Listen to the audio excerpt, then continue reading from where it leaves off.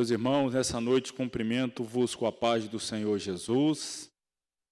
Graças damos a Deus por mais esta oportunidade, estarmos aqui reunidos para estudar e juntos aprender mais da sua palavra, dando continuidade ao nosso 6º módulo, a introdução à cultura judaica.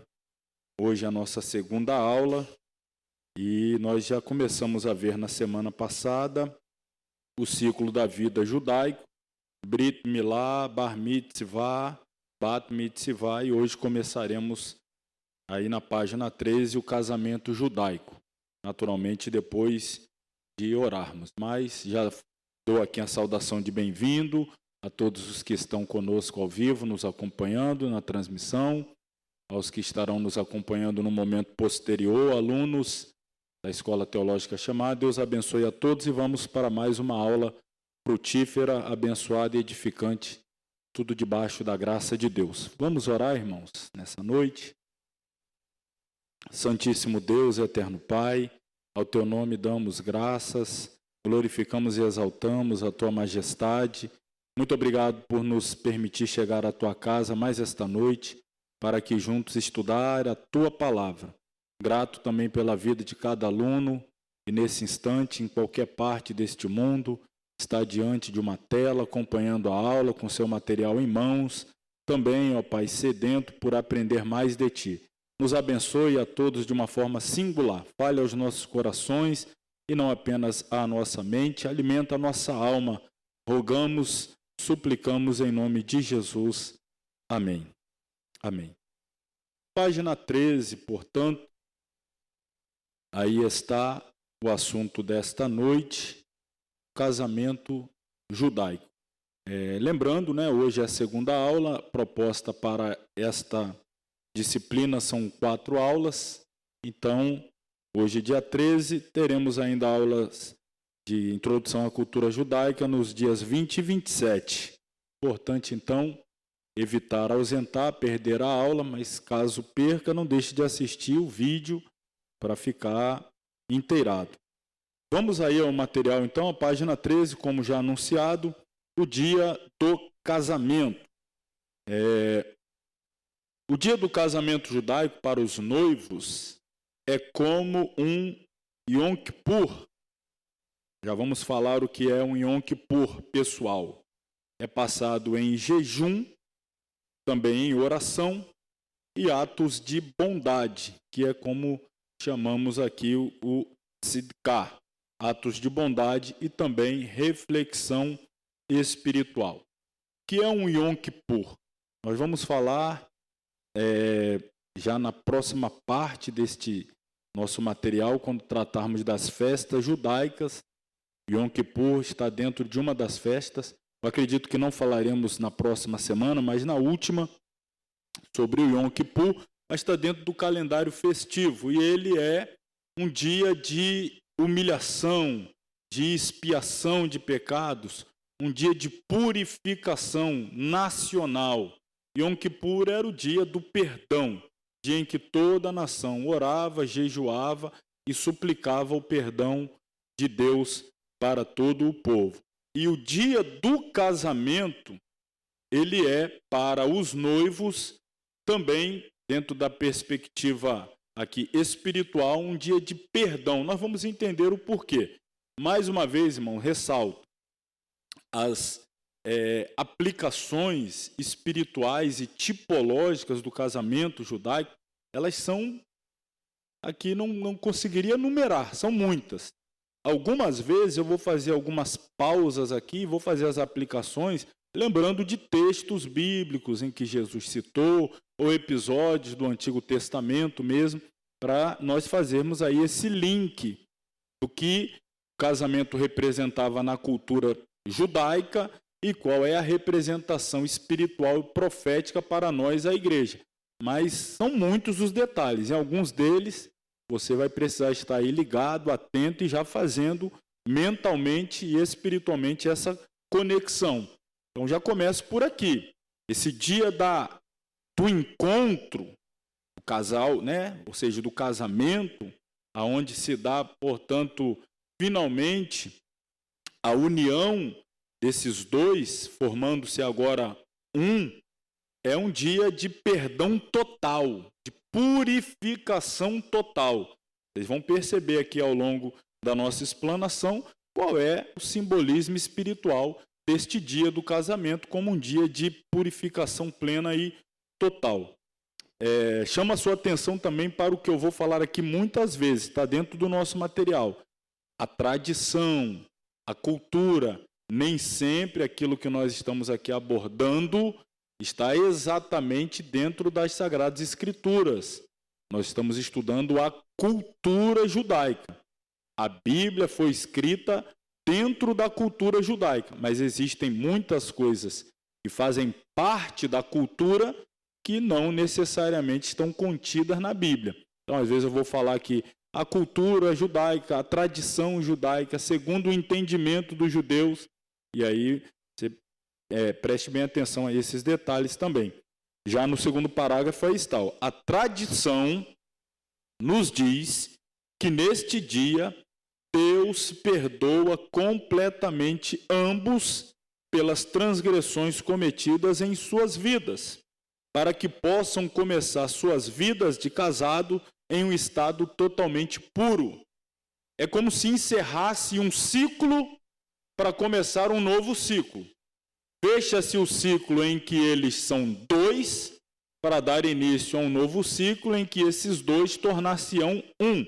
E para que eles entrem nesse novo período, de uma forma, vamos dizer assim, totalmente pura, Deus concede um perdão especial. É por isso que é considerado um Yom Kippur, que todo dia do Yom Kippur, que era um dia dentro do ano do calendário judaico, esse dia era um dia de perdão nacional, em que Deus perdoava todas as culpas da nação e eles entravam em um novo ano, vamos dizer assim, totalmente perdoados diante de Deus. Era o dia da expiação, era o dia que o único dia no ano em que o sumo sacerdote acessava o Santo dos Santos para fazer ali expiação pelos pecados de toda a nação. Então, o casamento para os judeus era como esse Yom Kippur pessoal para eles.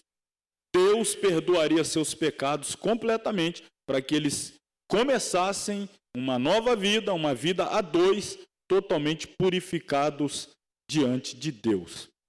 E aí, nós temos o mikvé. Falei um pouco sobre ele semana passada, está aqui o slide, o banho ritual de corpo e alma.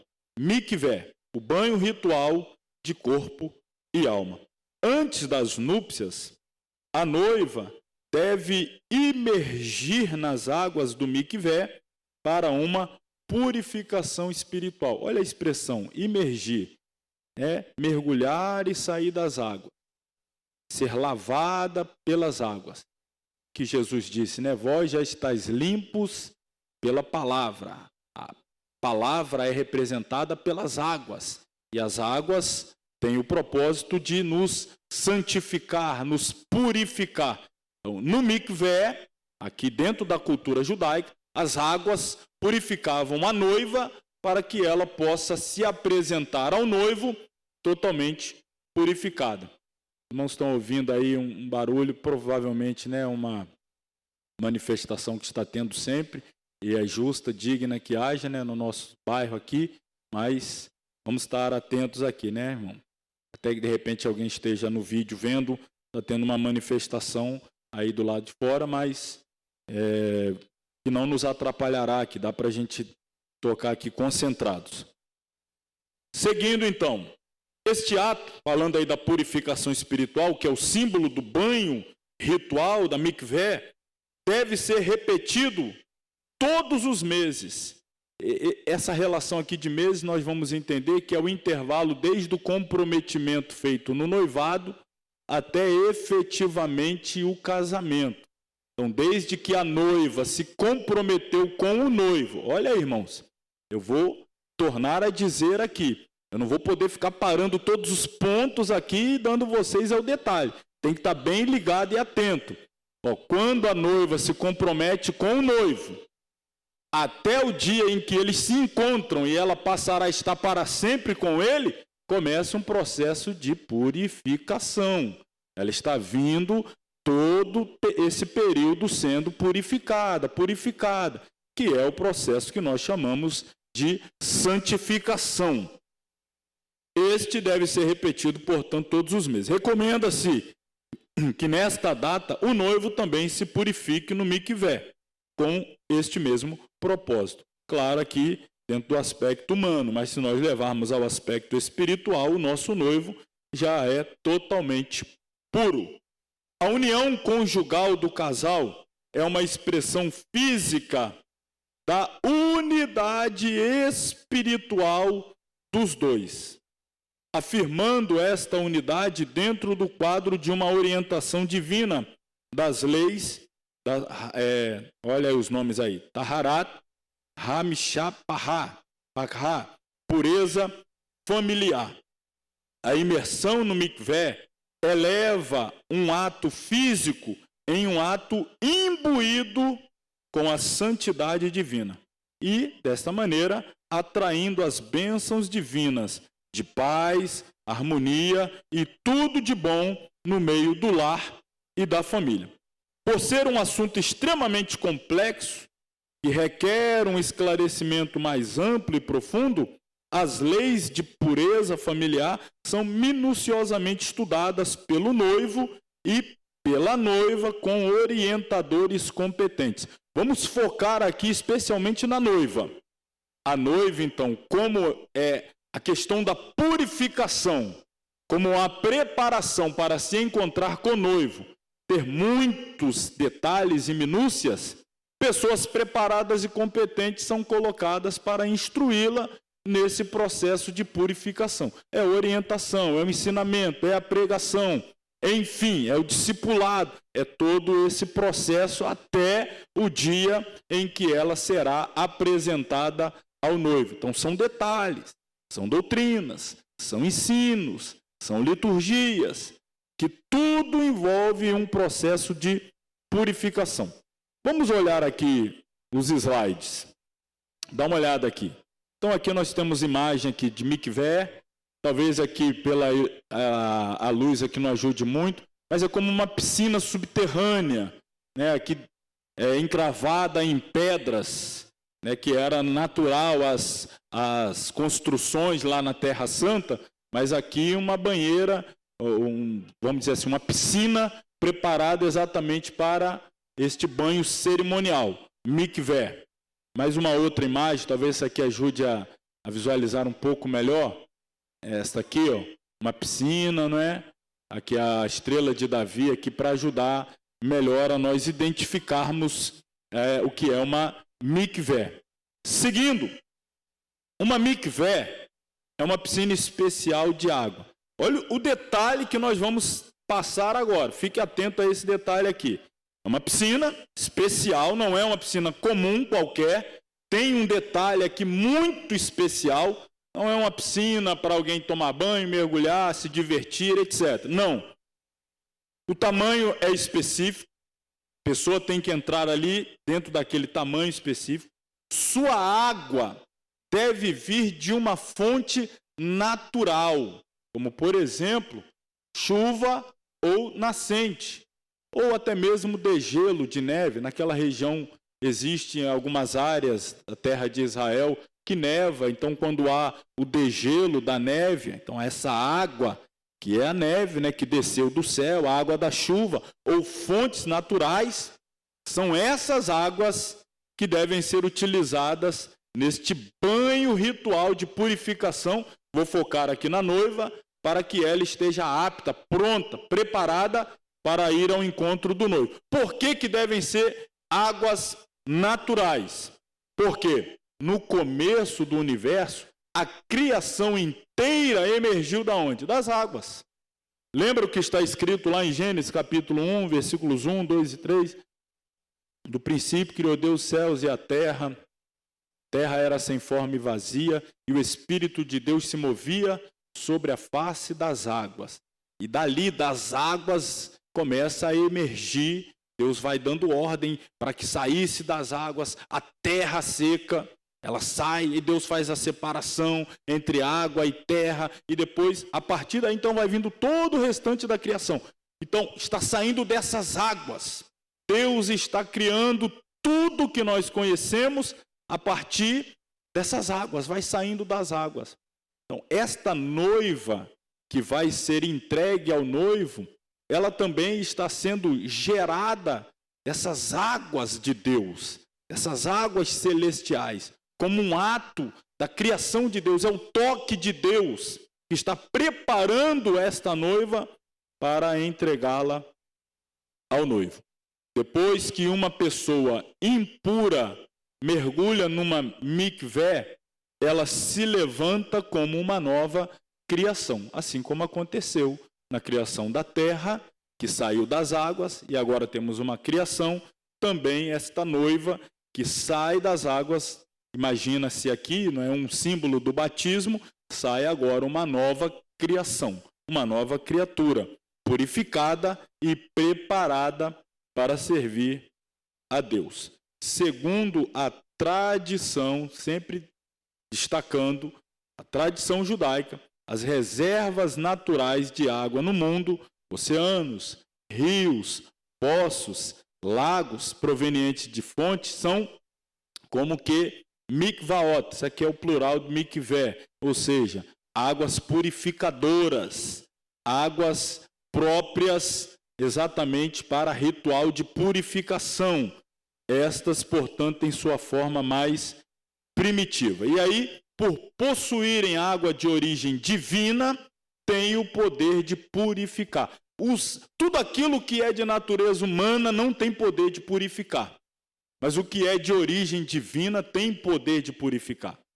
Os preceitos humanos não purificam, os conceitos humanos não purificam, as leis humanas não purificam, mas tudo aquilo que é de origem divina tem poder purificador. A palavra de Deus purifica, o Espírito de Deus purifica, preceitos humanos, regras humanas, liturgia meramente humana, denominação criada pelo homem, cheio de regras, não tem poder de gerar nova criatura, não tem poder de transformar de dentro para fora. Pode gerar meramente uma mudança exterior, mas as águas de Deus, aquilo que é proveniente de Deus, gera a verdadeira transformação, purificação. Esses reservatórios de água foram criados antes mesmo da terra haver tomado forma, e são um meio aprimorado para a consagração. Vamos avançar aí, na página 14. No dia do casamento, há um jejum. Sim, um jejum. Como eu disse há pouco, casamento judaico, ele é semelhante a um Yom Kippur. Yom, dia. Kippur é o dia da passagem, é o dia da cobertura do pecado, ou da expiação do pecado. Kippur, a palavra mesmo que pá, é o que passa por cima. Lembra-se do que fora dito por João Batista sobre Jesus? Ele não é o cordeiro que cobre, mas que tira o pecado do mundo. Mas antes, o sangue dos animais eram para cobrir o pecado. Desde lá da saída do povo do Egito, que foi ordenado colocar sangue sobre os umbrais, para que o anjo da morte passasse por cima e não matasse aqueles que estivessem debaixo da cobertura, da proteção do sangue. Daí vem o Yom Kippur, é o dia da expiação, é o dia da redenção. E aqui, então, nós temos um dia, o casamento é esse dia, para o casal, como já disse. Logo, é um dia de jejum. Voltando aí, nosso material, página 14, chama atenção mais uma vez como começa. Olha, uma antiga tradição aconselha noiva e noivo a jejuarem no dia de seu casamento, desde o nascer do sol até depois da cerimônia, embaixo da roupa. Daqui a pouco eu explico o que é uma roupa, tá? Escrito aí, parece chupar, né? Mas é hebraico. Então é roupa. O H tem som de ru. Então é roupa. E daqui a pouco eu vou mostrar uma imagem de uma rupá e vou explicar melhor o que é. Comendo a sua primeira refeição, portanto, juntos no fim da cerimônia nupcial. Em certos dias festivos, por exemplo, se for um Shabat, um Rosh Chodesh, um Hanukkah, outra festa, esses dias não é permitido jejuar, por se tratarem de festas que dentro da festa a lei de Deus orienta a que seja feito com comida, faz parte da festa, uma alimentação especial. Então, se o casamento for dentro de um dia dessa festa, não se orienta a jejuar, porque a festa, para que seja cumprida, exige participar da alimentação. Mas sendo em um outro dia, a orientação, o aconselhamento é que os noivos estejam todo dia em jejum, para depois, juntos, ao final da cerimônia, eles possam fazer a sua primeira refeição juntos. Nós vamos daqui a pouco explicar também. Quando Jesus, ele participa da última Páscoa e ele promete que só voltaria a comer de novo quando se encontrasse com a sua igreja, né? Não comerei mais do fruto da vide, não beberei mais do fruto da vide, até que se cumpra naquele dia. Então, Jesus já está nesse jejum, esperando o reencontro para comer junto com a igreja, por ocasião do casamento. Além do jejum, os noivos leem salmos, oram pelo perdão de Deus, a gente já falou aqui diversas vezes, um Yom Kippur. Então, o casamento, irmãos, judaico, dentro da cultura, é mais do que uma percepção meramente física, carnal, conjugal, é mais do que a formação de uma família natural, tem todo um envolto espiritual. Aqui, sentimento de devoção, de espiritualidade, o tempo todo está envolvendo o casal no dia do casamento. A mente, o coração, a alma e o espírito estão voltados um para o outro e para Deus. Nós vamos vendo aqui todo passo a passo, é o tempo todo pensando um no outro, dedicando-se um ao outro e, ao mesmo tempo, também a Deus, entendendo que estão cumprindo as leis de Deus, estão vivendo o propósito de Deus, cumprindo a vontade de Deus, portanto, sempre seguindo ali os ditames das mitzvot, as leis, os mandamentos. Quitel, o que é um quitel? Antes da rupá, o noivo veste o quitel branco, uma veste tradicionalmente usada em um Yom Kippur, sobre o seu terno. Ele vai colocar esse traje durante toda a cerimônia em que eles estiverem ali debaixo da rupá. O quitel lembra uma mortalha. O que é isso? Eu vou trazer aqui uma imagem de um quitel. Esse aqui. Talvez aqui melhore, um fundo escuro. O noivo geralmente usa essa veste.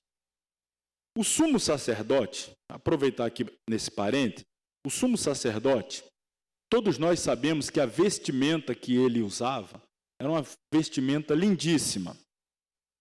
Tinha a parte de linho branco, depois tinha a parte de púrpura, tinha várias indumentárias, o urim, o tumim, as pedras preciosas. Enfim, ele usava uma veste multicolorida, mas no Yom Kippur, o dia da expiação, ele usava só uma veste simples como essa, que era símbolo de humilhação. Logo, lembrando que ele iria fazer uma oração de expiação de pecado de toda a nação, antes ele precisava orar pela expiação dos seus próprios pecados.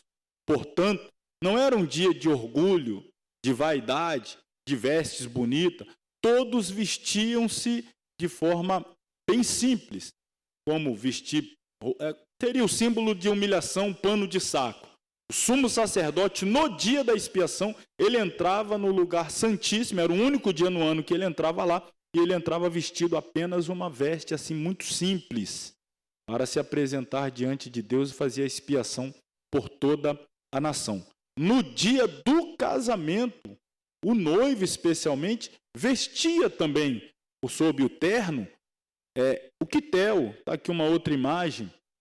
O quitel, por quê? Porque era um dia de expiação de pecados dele e da sua noiva, que logo tornar-se-ia esposa. Era um dia de purificação, era um dia de perdão. E também tinha que ter essa consciência de consternação. Embora fosse um dia muito alegre, mas era um dia também que eles tinham que demonstrar humilhação no sentido de dependência de Deus, da necessidade do perdão de Deus, e que Deus se aproximasse mais deles e estivesse junto com eles no seu casamento. Para tanto, havia todo esse sentimento de consternação, de humilhação, de súplica, de pedido de perdão constante. Então, recordar o dia da morte, uma expressão assim um pouco fúnebre, né? Mas no casamento judaico eles se lembravam da morte, porque era também um lembrete para o casal que o casamento deve perdurar até o último dia de suas vidas. Então fazia parte, dentro da cerimônia, essa lembrança da brevidade da vida, da morte, etc. Próxima indumentária usada aí é o talit. O que é um talit? Vamos à imagem aqui. Talit. É esse aqui, ó. Pronto. Aqui, ó. Um homem usando. Geralmente ele usa, todo judeu usa o talit lá no Muro das Lamentações para orar. De vez em quando eu vejo alguns por aí hoje também usando aí um talit e tal. É essa vestimenta ali para se cobrir. Não é o... Aqui na cabeça é o kippá. Kippá, de cobrir. A gente falou várias vezes. Yom Kippur, kippá, cobertura. Talit é esse manto aqui, ó, que era usado sempre por um judeu para fazer oração e no dia do casamento também. Qual é o simbolismo?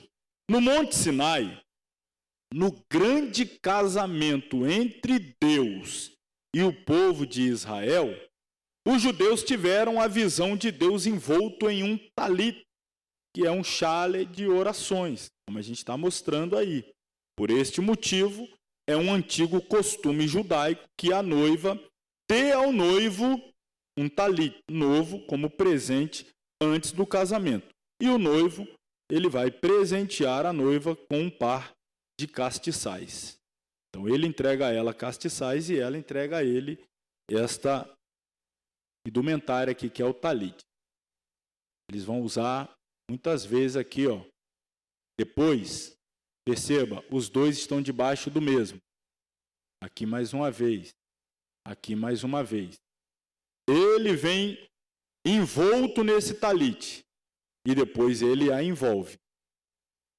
Foi assim a visão que Israel teve de Deus quando se apresentou no Monte Sinai.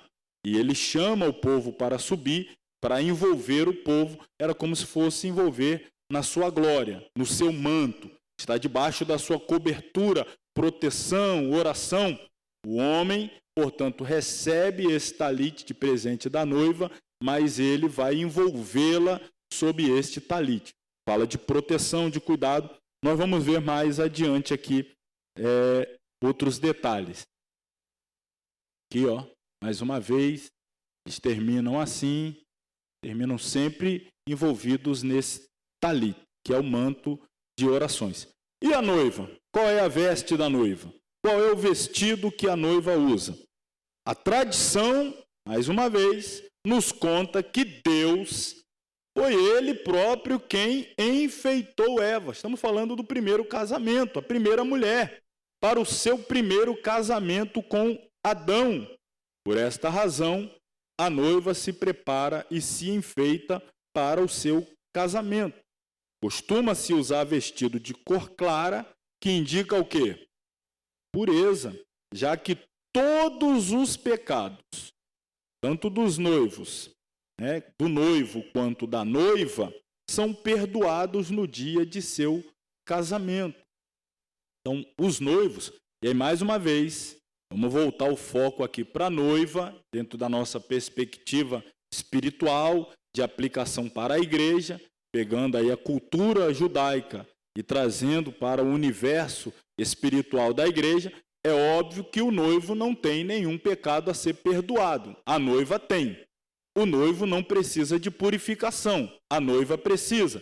E ela está nesse processo de purificação desde o início do relacionamento, do noivado. E aí, quando nós falamos de purificação, de santificação, vamos lembrar lá do curso básico, lá de pneumatologia, lá dos estágios da santificação, sendo o primeiro a santificação posicional, que é quando nós entregamos a vida a Cristo e a partir desse instante, posicionalmente nos tornamos santos, é uma nova vida, começa a partir dali. Depois vem o segundo estágio da santificação, que é chamada de santificação progressiva, isto é, nós estamos avançando, evoluindo, progredindo em santidade, tendo as nossas vidas cada dia, paulatinamente, sendo santificada, purificada, até chegarmos ao último estágio da santificação, que é a santificação futura, absoluta, total. Quando vai se dar esse último estágio? Exatamente quando a noiva se encontrar com o noivo. Quando tudo aquilo que é corruptível se revestir de incorruptibilidade. Quando tudo aquilo que é mortal se revestir de imortalidade. Então, o pecado já não tem qualquer acesso. Purificação total, plena, perfeita, é o último estágio. No encontro da noiva com o noivo, ela estará exatamente assim, totalmente purificada. Ela será apresentada ao noivo sem mancha, sem ruga, sem mácula. O Pai, através do Espírito Santo, está operando esta obra de purificação da noiva para o grande encontro dela com o noivo. Assim como foi preparada Eva para o primeiro Adão, a igreja está sendo preparada para o seu encontro com o último Adão, a saber, Cristo. Então nós estamos nesse estágio, né? A santificação progressiva até chegarmos à santificação futura total. A noiva sempre com vestes claras, branco, vestido de noiva tradicional, com seu véu. Daqui a pouquinho eu falo do véu, a cobertura do rosto aqui. Sempre ele usando o talit, kipá, cobertura na cabeça, o talit, e a noiva com o véu. Aqui, claro, traço já da tradição judaica trazida para nós. Vou já mostrar essa outra imagem aqui, mais uma vez, ele está com kipá, terminou o casamento, eles estão saindo, ela já tirou o véu, jogou para trás, e enfim. Vamos falar um pouco sobre o contrato do noivado, o noivado judaico, página 15. O contrato de noivado. A tradição judaica especifica que, antes da cerimônia do casamento, os contratos, num texto padrão, sejam elaborados num documento escrito e assinado por duas testemunhas e pelos noivos.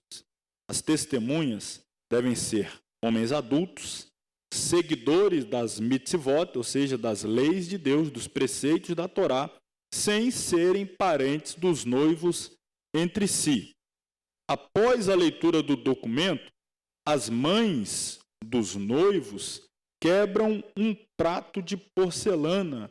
Olha a imagem aqui, ó.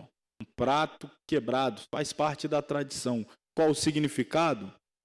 Prato de porcelana é quebrado para indicar que, como a porcelana nunca pode ser consertada, um contrato de noivado quebrado é muito grave. Eu já disse, e torno a dizer, estamos falando do contrato de noivado, ainda não é o de casamento, é o de noivado. O nome do contrato aqui de noivado, vou só antecipar, é Shtar Tenaim, não é ainda o de casamento, mas a sua equivalência moral é praticamente o mesmo. O valor do dote já é acertado aqui, o valor do penhor que o noivo deve dar para a família da noiva, garantindo o seu compromisso para com ela, já é tudo acertado aqui. Quebrar um contrato de noivado, a equivalência era a mesma da quebra de um contrato de casamento. Na cultura nossa ocidental, um noivado pode ser desfeito até momentos antes do casamento. Na cultura judaica, não. Essa quebra de contrato era tão grave como a quebra do próprio casamento em si. Por exemplo, se a noiva cometesse algum ato que, vamos dizer assim, incidisse ali na quebra do contrato do noivado, era como se ela já tivesse violado o próprio contrato de casamento, poderia ser apedrejada. Vamos lembrar lá do José e da Maria, eles estavam concordados, contratados como noivo ainda. Mas o José, quando pensou que Maria tivesse o traído, quando descobre que ela está grávida, nós sabemos a razão, até então ele não sabia, mas ele intentou deixá-la secretamente para que ela não viesse a sofrer a pena capital, porque ela havia, na mente dele, violado, quebrado o contrato de noivado, e a pena era a mesma, da quebra de um contrato de casamento. Era muito sério. Por parte do noivo, ele já entregava o dote, já acertava com a família, um penhor, como garantia de que ele, de fato, viria a honrar a sua palavra de buscar a noiva e levar para si. Nesse contrato, o prazo já era mais ou menos definido, o noivo já dizia o que iria preparar para a noiva, voltaria para buscá-la, levá-la para estar com ele. Então, todos esses detalhes já ficavam ali mais ou menos acertados nesse contrato. Se ele não cumprisse tudo aquilo que ele havia ali se comprometido, ele perderia e também teria que pagar uma multa muito alta, além de ficar diante da sociedade numa situação muito ruim.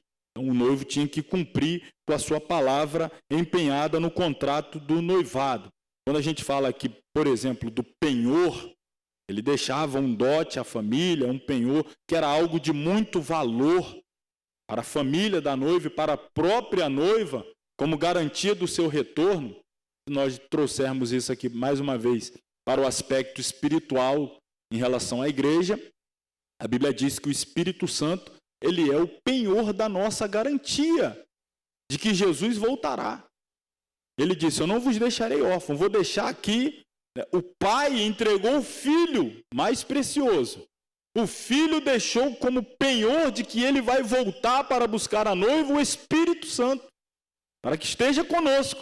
Olha que riqueza! E o Espírito Santo trazendo todas as riquezas espirituais, os dons, o fruto, está conosco, nos acompanhando. Isto é, como que o penhor, o dote que o noivo pagou pela noiva. Aliás, esse é o penhor. O dote, na verdade, foi o seu sangue derramado na cruz do Calvário. Esse foi o preço que ele pagou para ter direito a casar-se com a sua amada noiva, agora futuramente esposa, a saber, a igreja. Então, saindo do contrato do noivado, e indo... Deixa eu falar um pouquinho mais aqui do noivado, antes de seguir aqui no material para o casamento. O noivado na lei judaica, essa expressão aqui, irusim, tem os estágios, irusim, shidukim, finalmente kiddushin, vou falar deles detalhadamente, tem os estágios. O casamento não acontece de uma hora para outra, vai cumprindo etapas. A primeira é essa, é o contrato entre um homem e uma mulher, onde se compromete a se casarem em algum momento futuro e as condições em que ele deverá ser realizado. A promessa pode ser feita pelas partes pretendentes ou por seus respectivos pais. A promessa é formalizada em um documento, a gente está falando aqui dele, o contrato de noivado, é conhecido como Shtar Tenaim, significa um documento com condições. Está tudo ali, as condições das partes, principalmente da parte do noivo, tudo que ele deve cumprir, tudo que ele se compromete. Então, nesse dia do noivado, após a leitura, as mães, então, da futura noiva e do futuro noivo, como eu disse há pouco, eles juntos quebram o prato de porcelana, para mostrar que, assim como um prato quebrado não tem como se refazer, um contrato de noivado quebrado é algo muito sério, jamais deve ser feito. Vamos ao próximo aí, contrato de casamento. O contrato matrimonial especifica as responsabilidades do marido para com sua esposa, como provê-la com alimento, roupa, direitos conjugais. E, geralmente, contrato de casamento, que é este aqui, chamado Ketuvá, se alguém conseguir ler aí, traduzir, pode ficar à vontade. Tá nem em hebraico, é em aramaico ainda que vem um contrato, a Ketuvá. Basicamente, são os compromissos do noivo para com a noiva. Cuidar, alimento, roupa, tudo aquilo que é necessário. Está aqui, a assinatura da Ketuvá, o contrato judaico de casamento, demonstra que os noivos não veem o casamento apenas como uma união física e emocional, mas também como um compromisso legal e moral. 2 homens, seguidores das mitzvot, mais uma vez, homens devotos da lei de Deus, servem de testemunha no ato da assinatura da Ketuvá, assegurando que tudo seja feito de acordo com a prática legal e tradicional judaica. Aí nós temos a cerimônia, o nome dela é esta, Kabbalat Panim, que significa uma cerimônia onde os noivos são saudados. A celebração do casamento judaico inicia exatamente com essa cerimônia, uma recepção na qual o noivo e a noiva são cumprimentados por parentes e amigos. A noiva e o noivo sentam-se em locais distintos e as recepções ocorrem separadamente, já que noivo e noiva não se veem na semana anterior ao casamento. Toda semana que antecede o casamento, noivo e noiva não se encontram. Fica aquela expectativa, fica aquele anseio, aquele aguardo, né? A noiva e o noivo, eles não se veem só no dia do casamento, que é então a chegada do cortejo em que é anunciado, aí vem o esposo. Tudo é feito até então com essa surpresa, essa ansiedade, essa expectativa, esse anseio pelo encontro. Então, tudo isso aqui ainda é preservado. Eles ficam separados um do outro, mas o contrato já está feito, assinado, a Ketuvá, a nossa Ketuvá aí, Tudo aqui que o noivo prometeu para a noiva, que ele foi preparar, os cuidados que ele se compromete a ter para com ela, todas as promessas, essa é a nossa Ketuvá, a palavra de Deus, assinada com letras de sangue pelo nosso noivo. E agora nos resta aguardar o seu retorno.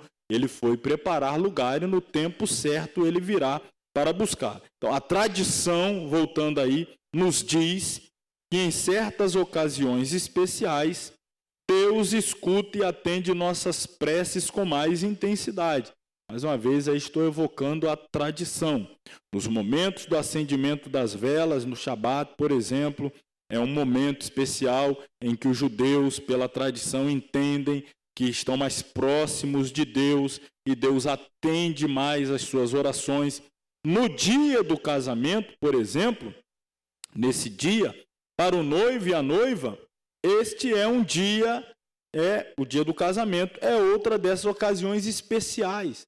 É um dia de consagração, é o Yom Kippur deles, mais uma vez eu volto a essa citação, é um dia em que eles estão em grande comunhão, pensando em Deus, pensamento, sentimento voltado para Deus, o coração deles inclinado um para o outro e para Deus. Então, nesse dia, nesse momento, eles, noivo e noiva, eles estão ali debaixo da rupá, já vou mostrar daqui a pouco, e nesse dia, então, é um dia em que muitas pessoas vão a eles pedir orações. Olha que coisa interessante, porque entende que eles estão num dia especial mais próximo de Deus e que Deus está mais inclinado a ouvi-los e atendê-los, por conta dessa comunhão, dessa intimidade maior, dessa celebração. Então, é costume e apropriado se aproximar dos noivos e pedir a eles para que intercedam por um amigo, uma pessoa querida, que necessita particularmente das bênçãos de Deus, por alguém que esteja enfermo, por alguém que deseja casar. Aí vai lá pedir os noivos para orar, aproveitando que vocês estão aí mais juntinho de Deus, mais próximo, num dia de Yom Kippur pessoal, de consagração. Então faz esse pedido de oração, de intercessão aos noivos. Vamos falar da recepção da noiva. Antes, deixa eu mostrar mais algumas imagens aqui da Ketuvá, ou Ketubá, é o contrato. Está aqui, ó, várias imagens do contrato de casamento, uma Ketubá.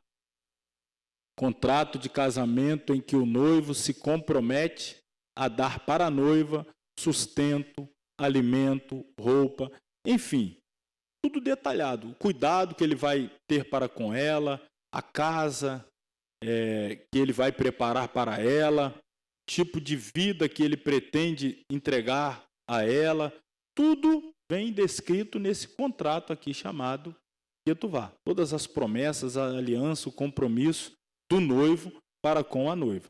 E depois, então, naturalmente, segue-se aí a assinatura da Ketuvá.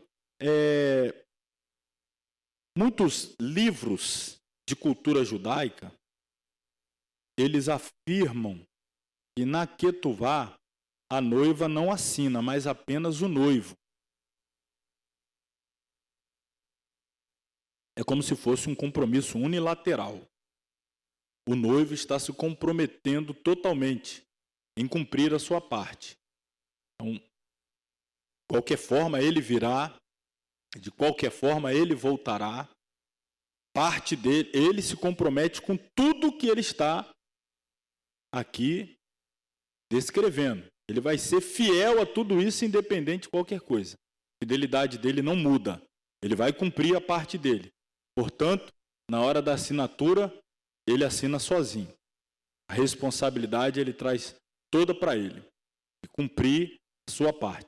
A noiva, ela está obrigada, mas vamos dizer assim, não por força de contrato, mas é como uma obrigação moral e amorosa. Ela tem o livre-arbítrio, ela se compromete, mas de forma amorosa e de forma moral. Poxa, do lado de lá o compromisso dele, ele se compromete com tudo, ele se dedicou, pagou o dote, mandou o penhor, foi preparar lugar, vai voltar, está cumprindo a parte dele. Então, da minha parte, é um constrangimento moral, é um constrangimento pelo amor e pela dedicação do noivo. Já não é uma obrigatoriedade legal. Torna-se aqui mais um comprometimento amoroso, repito, e moral. Então, muitas literaturas aí que tratam dessa parte da tradição são categóricas em dizer que até hoje, quando se trata da Ketubá, quem assina é apenas o noivo, né? Futuro esposo. Vamos falar então agora da recepção dos noivos, em especial da noiva e depois do noivo.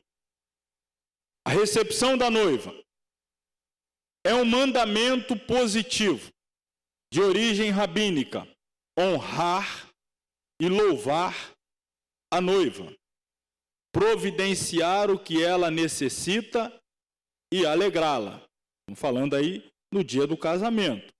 Talmud designa-lhe um trono de noiva e instrui todos os que comparecem a agir como seu séquito. A noiva, neste dia, é chamada de rainha e o noivo de rei.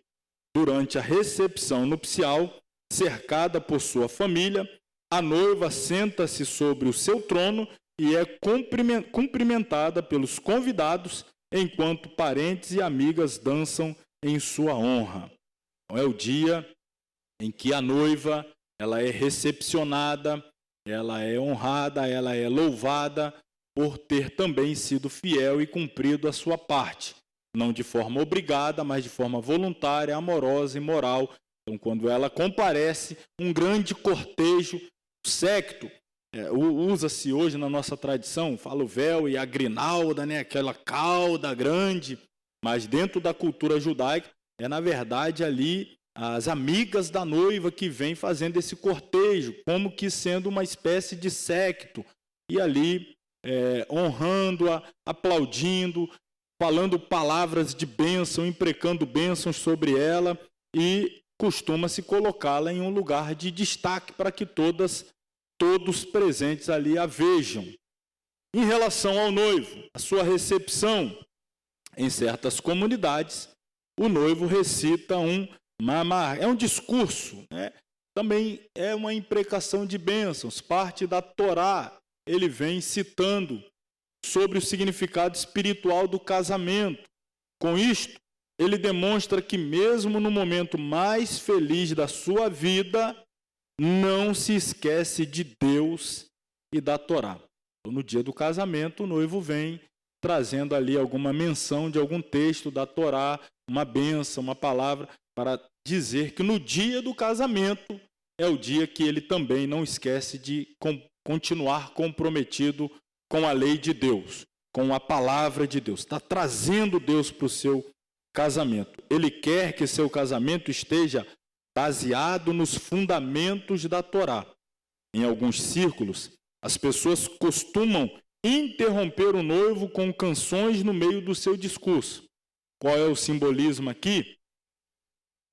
Sendo o casamento uma réplica da outorga da Torá, lembrando lá do dia em que Deus, no Monte Sinai, Moisés, a ideia que o judeu tem é que o casamento é um símbolo do dia em que Deus se casou com a nação de Israel, sendo Moisés o celebrante.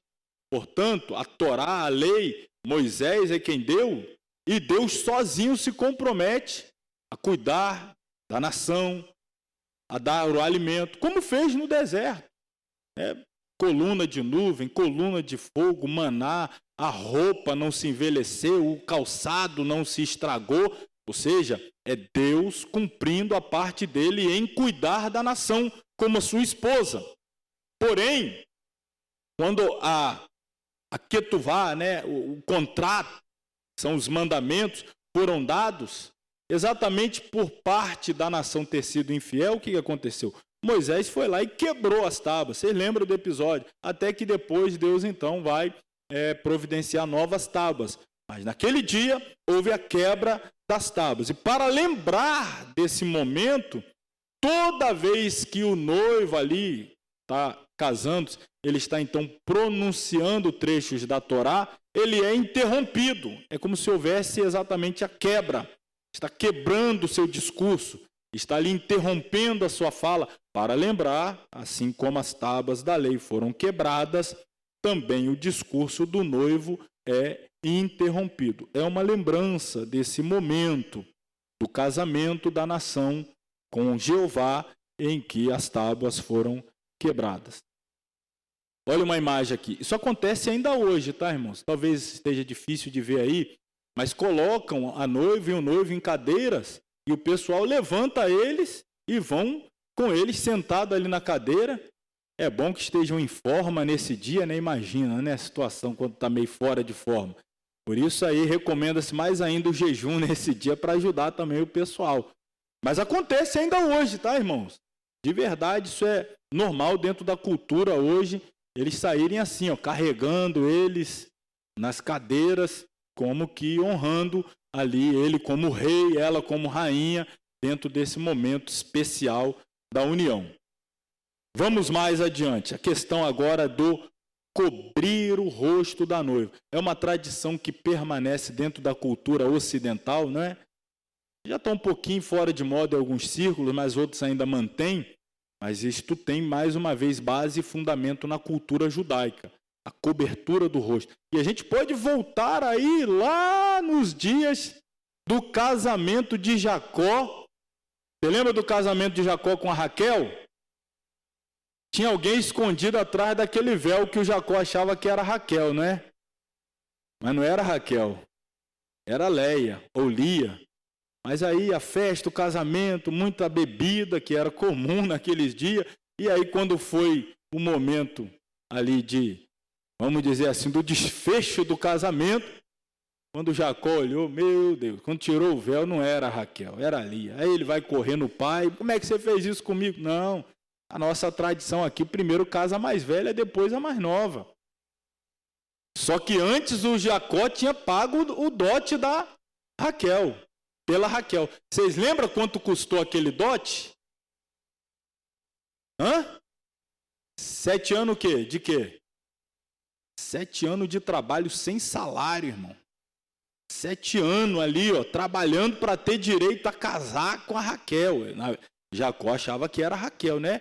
E aí, olha que coisa linda, se você voltar ao texto, o texto vai dizer o seguinte: para Jacó, aqueles 7 anos foram como 7 dias. Passou assim, ó, de tanto que ele amava a Raquel. A qual não foi a surpresa quando chegou o dia, né? Aí o pai falou, fica tranquilo, trabalha mais 7 anos. E ela também será sua. E aí aqueles outros 7 anos, o Jacó já estava um pouquinho aborrecido, né? Mas trabalhou mais 7 anos. Isso é o dote. Olha o sacrifício. Que homem hoje vai trabalhar 7 anos? Irmão, não é só trabalhar 7 anos. O pai falou o seguinte, você só vai ter direito à marmitinha, a roupa quando a sua estiver mesmo no farrapo, que você precisar de uma outra roupa, eu te dou uma outra roupa. O resto você me dá aqui o cartão do seu pagamento, eu vou ficar retendo tudo. 7 anos de trabalho e ó, tudo só entra na conta do pai e da noiva. O seu aí é só mesmo para você não morrer. Você continuar vivo em condições de continuar trabalhando. Depois de 7 anos trabalhando ali, sol a sol, chuva a chuva, e o salário ficando todo para mim, aí então você vai ter direito à sua amada. E o Jacó, diz o texto, pareceu que foi 7, mas passou tão rápido. Isso que é amor, não é? Quem hoje está disposto? E aí depois descobri que foi enganado, falou, não, fica tranquilo, é só mais 7 anos. Meu irmão. Pois então, essa tradição já era antiga, de cobrir o rosto. Só que houve uma mudança, né? Depois desse episódio, o noivo é quem dá o véu à noiva e ele é o primeiro a ver a noiva antes da cerimônia, né? Para evitar o que aconteceu lá nesse episódio do engano que fora feito com o patriarca Jacó. Então vamos ver aqui. A última etapa preparatória para o casamento ocorre quando o noivo, acompanhado por seus pais e todos os convidados, se dirige até o local onde a noiva está recebendo os convidados. Lá, olha quem é que coloca. Ele é quem coloca o véu. Para certificar, deixa eu ver, você é você? Você é você mesmo. Então aí coloca o véu. Agora mudou, porque lá depois, na época de Jacó, ficou essa lição, não é? Então, mudou. Hoje em dia, no casamento, o noivo às vezes é o último que vai ver a noiva. Lá não, ele já é o primeiro, vai lá e ele é quem é responsável por colocar o véu. Então lá ele coloca o véu sobre a cabeça da noiva e fica ladeada pelas duas mães. Neste momento, é costume os pais abençoarem a noiva, colocando suas mãos por cima da cabeça da noiva e proferindo bênção.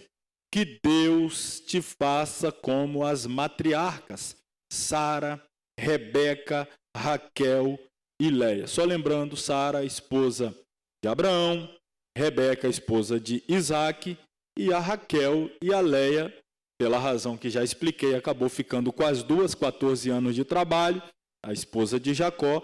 Então eles fazem essa imprecação de bênção, colocam as mãos sobre a cabeça da noiva e desejam que elas sejam referenciais na nação de Israel, como foram as matriarcas Sara, Rebeca, Raquel e Leia. E também a bênção sacerdotal, aquela bênção que o Senhor te abençoe e te guarde, que o Senhor faça resplandecer o seu rosto sobre ti, tenha misericórdia de ti, que o Senhor sobre ti levante o rosto e te dê a paz. Os pais podem também acrescentar qualquer bênção ou uma prece particular. Os judeus dizem que aprenderam a proceder assim de Deus, que abençoou Adão e Eva antes de seu casamento. Mais uma vez, se você perguntar onde está isso na Bíblia, cultura judaica, né, irmãos?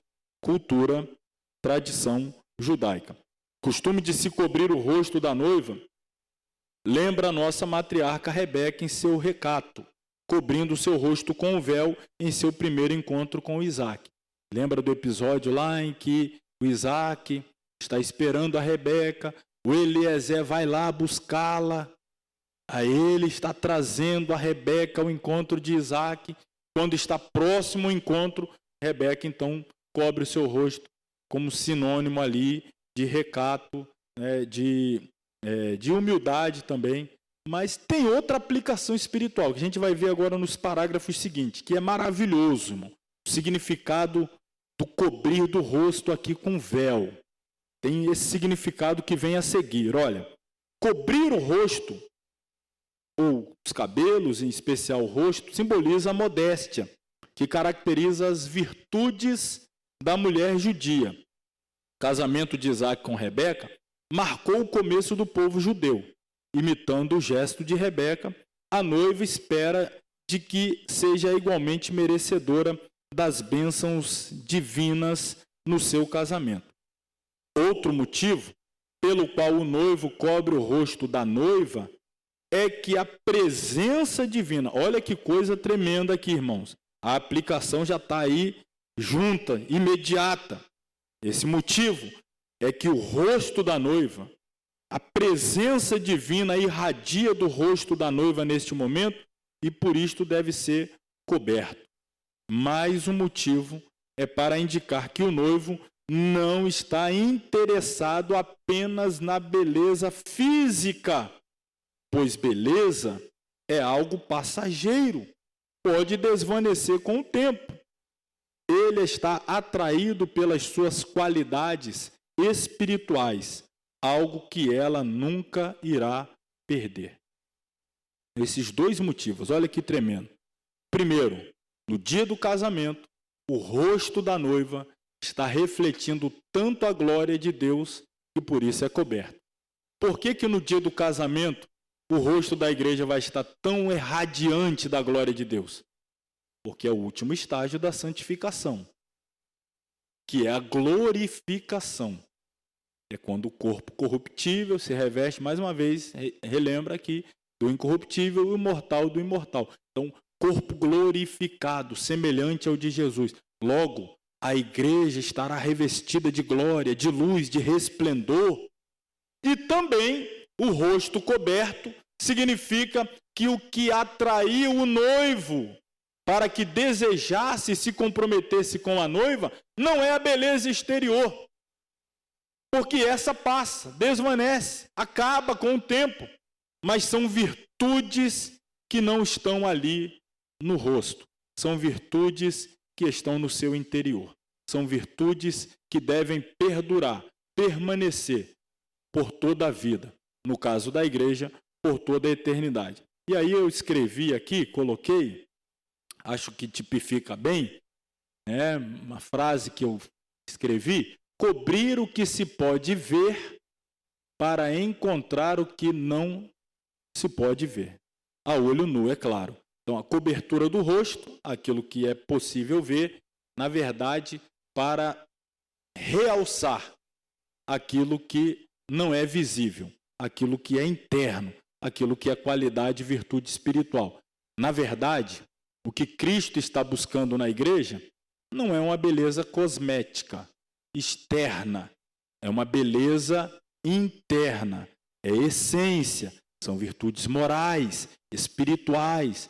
Ele não está preocupada com o fruto dos salões de beleza, mas o fruto do Espírito, aquilo que é gerado pelo Espírito em nós. É isso que Cristo está buscando.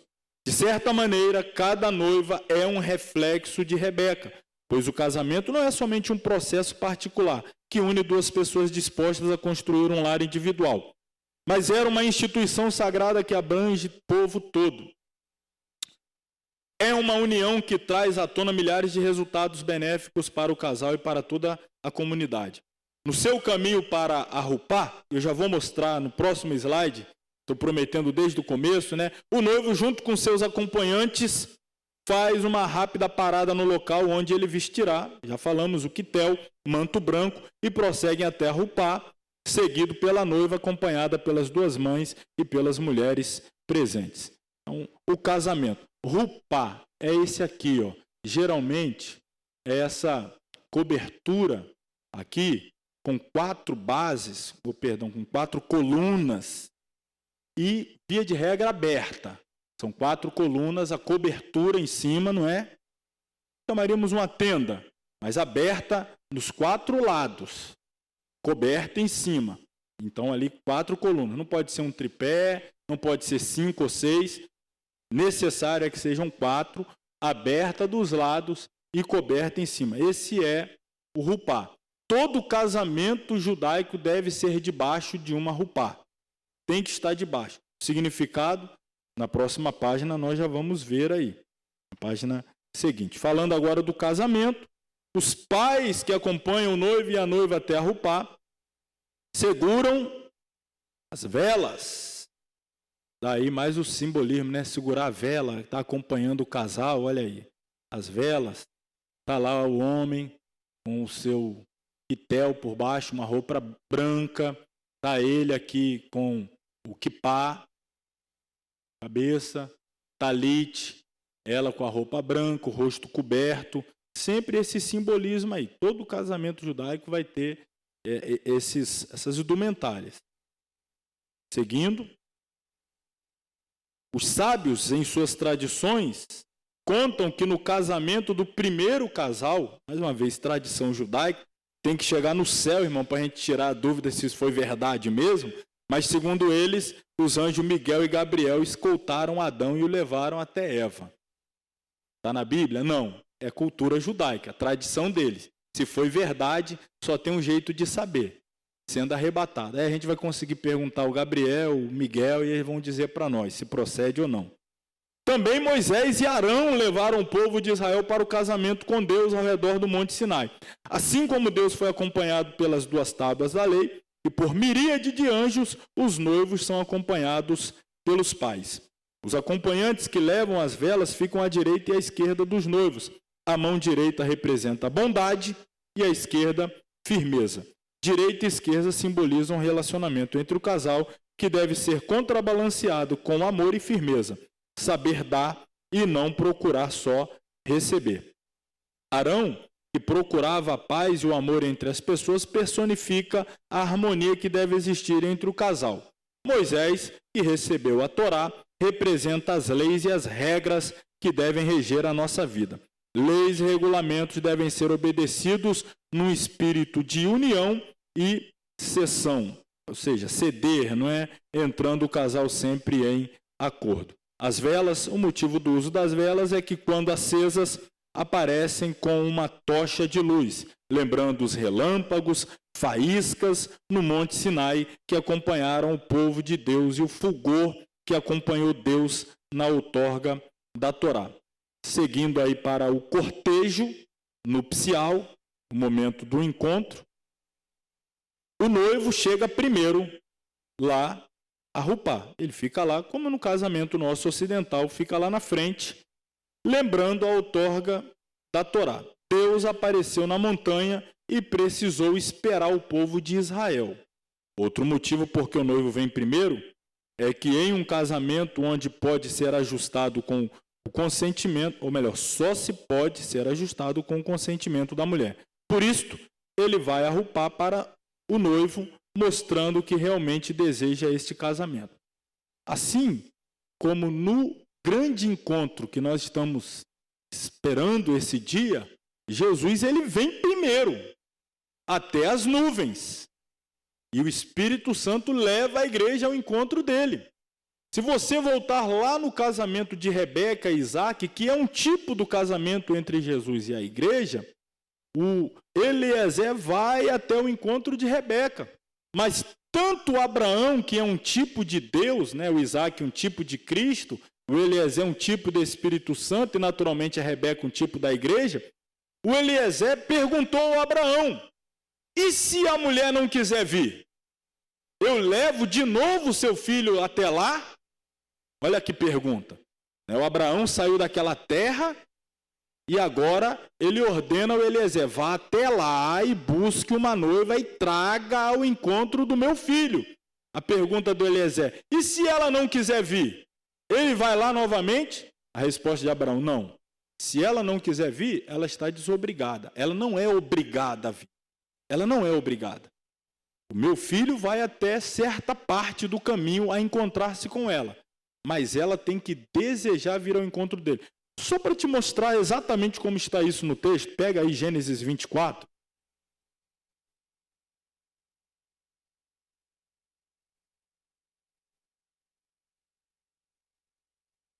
Gênesis 24.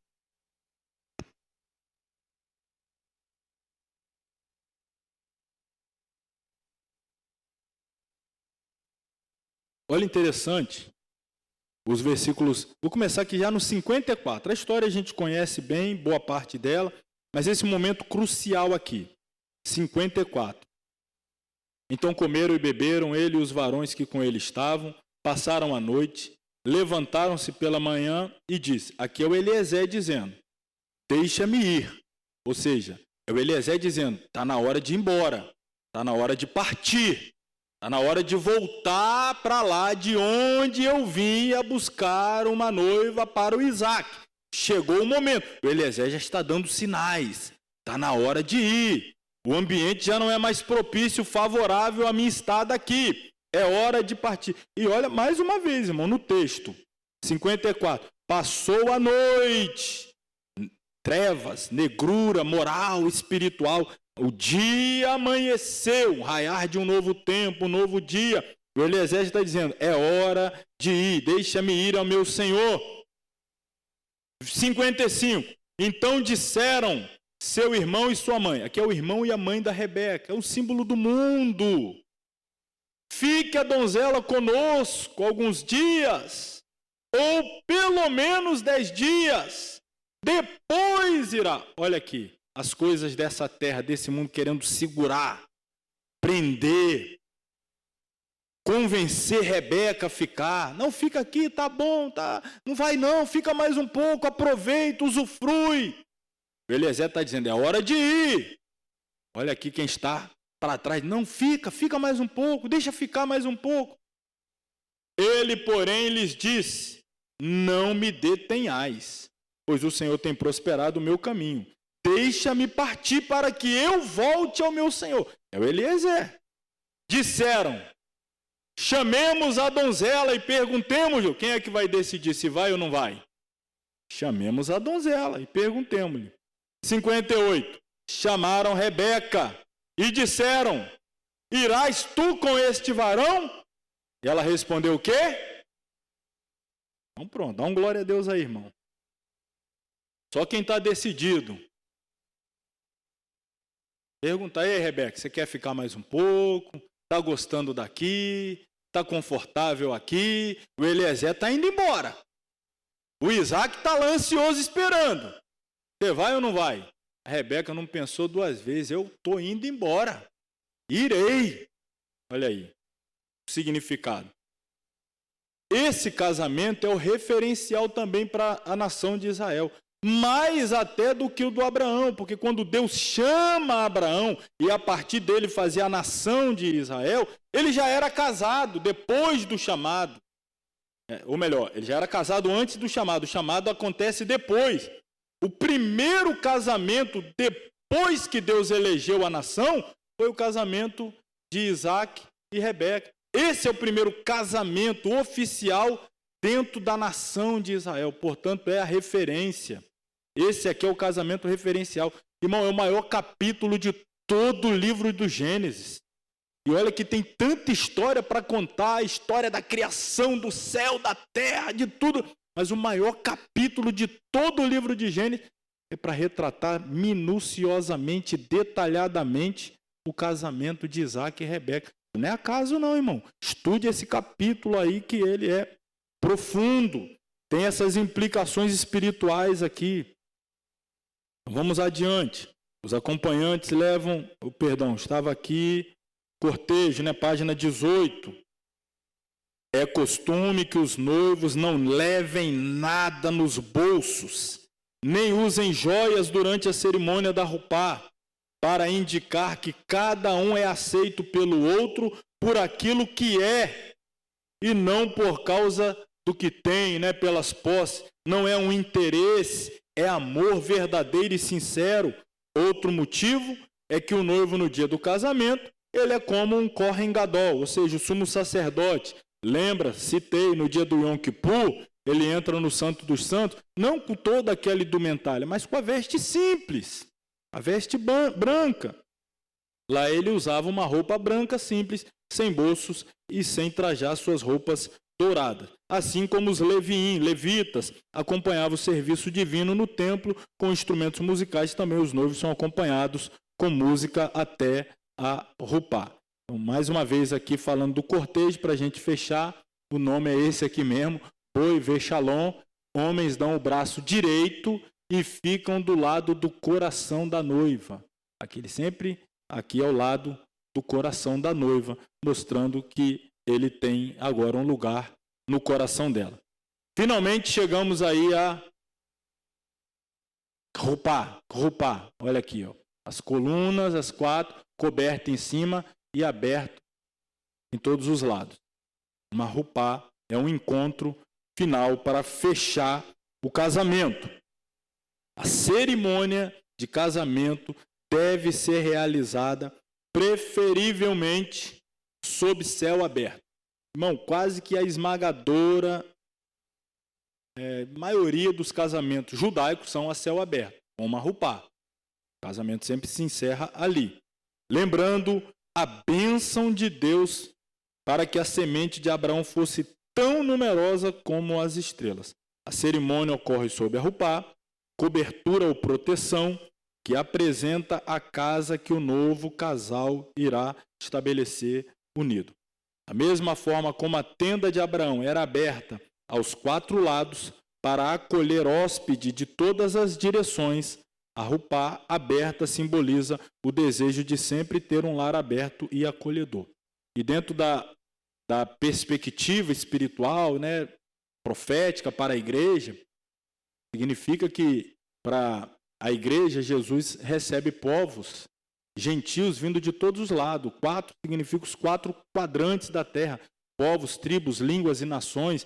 Está aberto para adentrar, para participar do grande casamento. E está debaixo da cobertura da bênção do céu. Mas está aberto aqui a todos os que quiserem vir. De todos os povos, tribos, línguas e nações. Podem fazer parte da igreja. Estamos vivendo esse tempo de abertura, de convite. A Rupá envolvendo os noivos representam a bênção infinita de Deus em resposta à busca de ambos. Uma bênção que ajudará a frutificar seus desejos de construir um lar sob o fundamento, a fundação da Torá. A Rupá por cima da cabeça dos noivos, mais uma vez, é símbolo que estas duas almas estavam inicialmente interligadas e unidas. E que seu encontro e casamento constitui realmente uma reunificação. Aqui é mais uma parte muito interessante. É cultura, é tradição judaica, mas vale a pena nós entendermos aqui e fazermos a aplicação espiritual também. Segundo eles, o casal, eles não estão se encontrando, eles estão se reencontrando.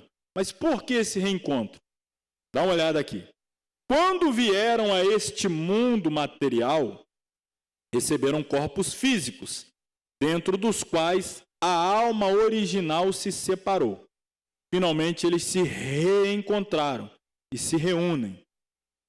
Vamos usar hoje num termo mais ocidental, uma expressão mais comum, a tal da alma gêmea. Ah, encontrei minha alma gêmea. Mas não é uma alma gêmea, porque uma alma gêmea é uma alma que tem uma outra alma que se assemelha. Mas na cultura não é uma alma gêmea. São partes de uma alma que se encontram se tornando uma só, uma unidade. E a questão almática aqui, quando a gente se refere à alma, não é simplesmente a gente pensar na parte imaterial do ser, mas o que representa a alma: sentimento, pensamento, vontade, propósito, objetivo. Agora os dois vão ter uma um pensamento só, um sentimento só, um objetivo só, um propósito só. Nada mais os separa, nada mais os divide. Agora eles estão juntos para sempre com um único propósito e objetivo. Então, finalmente se reencontraram e se reúnem. Isto explica a grande alegria de um casamento. Uma reunião após uma separação temporária é muito mais emocionante que a união de algo completamente novo. A Rupá também relembra a revelação no Monte Sinai, onde o povo de Israel foi consagrado a Deus, quando ele ergueu a montanha sobre suas cabeças como uma espécie de Rupá. A Rupá também lembra o Miskin, ou Mikadiskin, que é isso aqui, já vou mostrar a imagem. A Rupá é uma tenda, representa a casa a ser construída e dividida pelos noivos, como tenda de Abraão, mas também representa isso aqui, o tabernáculo.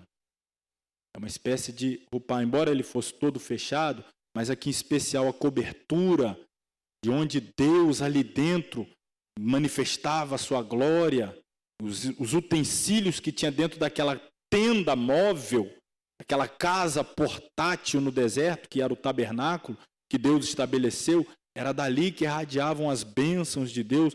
Então, é o santuário de Deus, construído no deserto. Seu teto foi feito de tapeçarias, apoiadas sobre colunas de madeira, mais uma vez como aqui está, deixa eu passar, a Rupá, as 4 colunas e a cobertura em cima. A Rupá também representa o conceito da harmonia conjugal, o qual só pode ser alcançado com amor, respeito e quando o casal se dedica a uma meta comum acima e além do seu próprio ser limitado. Uma meta divina que os abrange, abraça, eleva e refina. Para avançar, vamos já pular aí para o Kiddushin, consagração. Aqui, Kiddushin, vinho, a bebida, consagração dos noivos, primeiro copo de bebida, que eles tomam juntos ali. É como uma ceia, que eles vão participar juntos. Passou o tempo todo em jejum, agora chega o momento de tomar junto o vinho, que vocês sabem, é símbolo da alegria, da festa. Primeiro milagre de Jesus foi em um casamento, transforma a água em vinho. Vinho, mais uma vez, é o símbolo da grande alegria daquela família, daquele novo lar. E Jesus está multiplicando, está transformando, está trazendo alegria. E, outra vez, lembro que Jesus, na última Páscoa, ele institui a ceia, ele bebe junto com os discípulos e ele promete entrar em um jejum e só voltar a beber do fruto da vide quando houvesse um novo encontro. Então, esse encontro esperado, em que vai ser celebrado o grande casamento, ocorrerá a Kiddushin. Olha, K, P e a letra judaica, hebraica, que é o Shin, vai nos lembrar uma palavra que é conhecida nossa, que é Kadosh. Kiddushin, Kadosh. Kadosh é santo. Kiddushin é consagração, é santificação.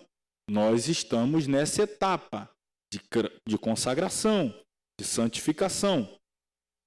Olha aí no material. Já que o casamento é uma mitzvah, um preceito divino, uma bênção é recitada antes de sua execução em agradecimento pela santificação de Deus e a união do casal. O casamento judaico torna-se o quê? Kadosh, através de todo o significado que permeia a cerimônia em todos os detalhes. Através de Kiddushin, consagração, os alicerces que deverão formar o novo lar e o relacionamento do casal. Então, a base aí é a santificação, a consagração. É um ato santo. A formação de uma família, de um lar, é algo consagrado, é algo santo. Por isso que a Bíblia diz, o que Deus uniu não separe o homem, isso é algo divino. A união, casamento, é santo. Para se ter ideia, o casamento, ele é muito anterior do que a própria igreja. A primeira instituição, lá no Éden, casamento, Adão e Eva. Deus foi o próprio celebrante. Foi ele que trouxe Eva para Adão. Não é bom que o homem fique só. Não serão mais dois, serão um. Tudo isso estabelecido por Deus. É algo santo, é algo divino. Todo casamento judaico, isso é lembrado. Foi Deus responsável por providenciar tudo para que essa união fosse possível. Chega então o momento da aliança. O anel que é colocado, só o detalhe, é no dedo indicador, né? Na nossa tradição aqui, é na mão esquerda, e nós chamamos o dedo de dedo anelar, exatamente por usar o anel, a aliança. Mas na cultura judaica, o anel é usado no dedo indicador e simboliza um círculo de amor sem fim, o ciclo da vida. Olha no material. A entrega da aliança pelo noivo e sua aceitação pela noiva constitui o ato central da santificação do casamento. É um vínculo eterno que fica estabelecido. A partir do momento em que a aliança é colocada no dedo da noiva, o casal, de acordo com a lei judaica, é considerado casado. A aliança simboliza o elo numa corrente, também um círculo sem fim, representando o ciclo da vida. O ato de dar um anel também simboliza a transferência de poder e autoridade. Assim, o marido simbolicamente transfere à sua noiva, ou à sua nova esposa, melhor dizendo, a autoridade sobre o seu lar e tudo o que encontra nele. O anel também simboliza a proteção que o marido dá à esposa, assim como o anel envolve o dedo, também sua aura de proteção envolve a esposa. A aliança simboliza a confiança, a lealdade que envolve o casal pelo resto de sua vida. O costume é que a aliança seja redonda, de ouro sólido, simples e perfeitamente lisa, sem pedra preciosa, desenho ou gravação, nem mesmo por dentro. Após o casamento, pode-se gravar o que quiser nela, para que represente um simples símbolo, ou círculo inquebrável e limitado entre o casal. A aliança deve ser colocada no dedo indicador da mão mais forte da noiva, ou seja, se ela for canhota, na mão esquerda, se ela for destra, na mão direita, sem interferência de luvas, mas diretamente em seu dedo. Antes de colocar a aliança, o noivo recita a seguinte frase. Aqui todo casamento, o noivo, quando coloca a aliança, que é o momento final, ele recita esta frase. Com este anel, tu és consagrada, santificada, kedushim, essa etapa, consagrada a mim, conforme a lei de Moshe, ou de Moisés, e de Israel. E as testemunhas falam casada, está casada. Ele diz essa expressão, com essa aliança, tu és consagrada a mim, segundo a lei, segundo a tradição da nação Israel. Ao aceitar o anel, a noiva consente ao Kiddushim, consagração, significando a singularidade do casamento judaico, estabelecendo uma relação em um lar onde Deus, Ele mesmo, vai habitar ali. A Ketubá logo em seguida é lida, em alta voz, todos os presentes recitam o Shevá Brakot, que é uma bênção, 7 bênçãos para o casal, bênçãos sacerdotais, o Senhor te abençoe e te guarde, enfim. O casamento será fortalecido a cada dia através do entendimento entre ambos, dos limites um do outro, companheirismo, amizade, carinho, amor, respeito, cumprimento das leis de pureza familiar. Estes são os verdadeiros valores que consagram um casamento judaico. Então, encerra aqui com as 7 Brakot, bênçãos do casamento, e, finalmente, a bênção sacerdotal. Fecho aqui com os últimos slides. Um casamento judaico... Opa, passei aqui sem querer. Um casamento judaico é uma cerimônia religiosa que une 2 judeus em um matrimônio. Embora a tradição do casamento varia, algumas características são comuns dentro do casamento judaico, não muda, que inclui a Ketubá, que é o contrato, assinado por testemunhas e pelo noivo, um sacerdote do casamento, um anel, propriedade do noivo que é apresentado à noiva sobre o dossel, que é o véu, e a quebra da taça de vinho. Aliás, a quebra da taça, depois que eles bebem, é um símbolo da lembrança da destruição de Jerusalém e do templo, que também simboliza que, embora eles estejam vivendo um momento muito feliz, eles não se esqueceram de Jerusalém e do templo. Ainda hoje eles fazem isso. Tomam aquele primeiro Kiddushim, que é o cálice com o vinho, depois jogam no chão e geralmente eles envolvem num lenço para não fazer aquela bagunça e pisa em cima. É uma lembrança da destruição de Jerusalém e do templo, para dizer, estou vivendo o momento mais feliz da minha vida, mas não esqueci que o templo foi destruído, a minha mente, o meu coração ainda está ligada a Jerusalém. Isso faz parte também. Para o judaísmo, o amor é muito mais que um encontro de corpos e mentes. É um verdadeiro encontro de almas. A gente já falou, né? A alma, ao descer ao mundo, é dividida em duas metades, uma fica com o homem e outra com a mulher, até que se encontram. Então, no período do nascimento ao casamento, as duas partes encontram-se em casas separadas, muitas vezes em sociedade, até em país diferente, mas no momento predestinado elas se encontram, segundo o entendimento deles da cultura. 3 fases principais. A primeira, Shidduchim, é a escolha. Não foste vós que escolheste a mim, mas eu escolhi a vós. É essa a primeira fase.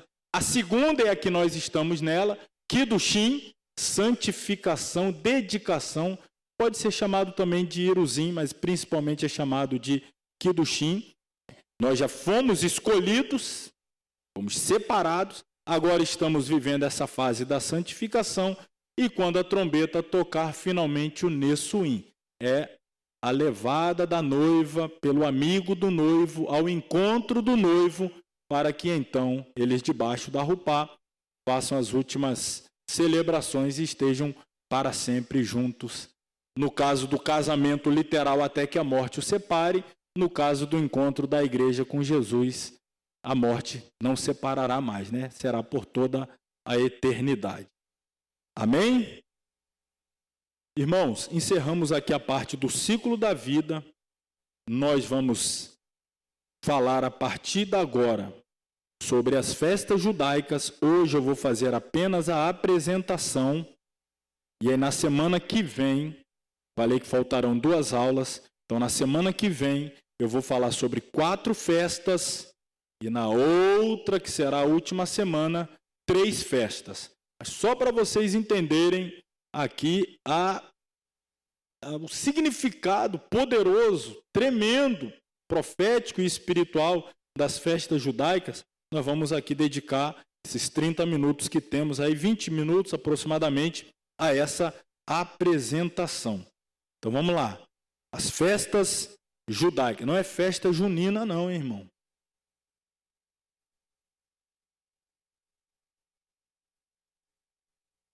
Muitos estudiosos, estou na página 22, acreditam que as 7 festas de Israel têm um significado profético. Particularmente acredito também. Eu penso que depois desse estudo todos também acreditarão. Pois além de apontar para Cristo como Cordeiro Pascual ou Pascal, elas também falam da parousia, que é a segunda vinda do Senhor Jesus. A palavra grega, parousia, já coloquei no rodapé, era usada com sentido de presença ou vinda. Seu uso técnico indicava presença ou chegada de um rei ou governante. No Novo Testamento, ela é usada, no sentido de designar a presença ou a vinda de Cristo novamente à terra. Primeiramente para os fiéis, até as nuvens, para o casamento, e depois até a terra, para estabelecer o seu reino milenial, depois que passarem no céu o tribunal de Cristo e a boda do Cordeiro. Pois bem, as festas bíblicas foram ordenanças do Senhor, e por 4 vezes encontramos a declaração de que elas seriam um estatuto perpétuo, que é a segunda vinda, para Israel, Está lá em Levítico 23, estatuto perpétuo, não pode mudar, não pode alterar essas 7 festas, a ordem de cada uma delas, os dias, nós vamos ver as razões pelas quais assim devem ser. Cristo cumpriu as 4 festas que são comemoradas na primavera, as 4 primeiras. no tempo exato designado para a sua celebração, segundo o calendário judaico. Isso quer dizer que, uma vez que o símbolo de festas da primavera foi cumprido por Cristo em sua primeira vinda, também o ciclo de festas do outono será cumprido no futuro, com os eventos relacionados à segunda vinda. Aí está um quadro abaixo, com as 7 festas, separado pela estação do ano, a época em que elas se cumprem. As primeiras 4, coloquei aí dentro do grupo chamado de festas da primavera.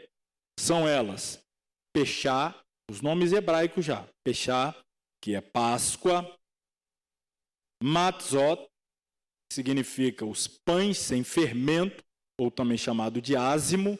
Pão ázimo significa o pão sem fermento. Fermento, mais uma vez, lembrando, é símbolo do pecado, então pão sem fermento é um pão não levedado, é um pão sem a presença do pecado, pão puro. Depois tem a Ha-Bikurim, que são as primícias. Finalmente, nós temos, fechando o ciclo das festas da primavera, Shavuot, que são as festas da semana, ou festa da colheita, ou como nós chamamos em grego, Pentecoste. Palavra grega que significa 50, porque era comemorada 50 dias após a Páscoa.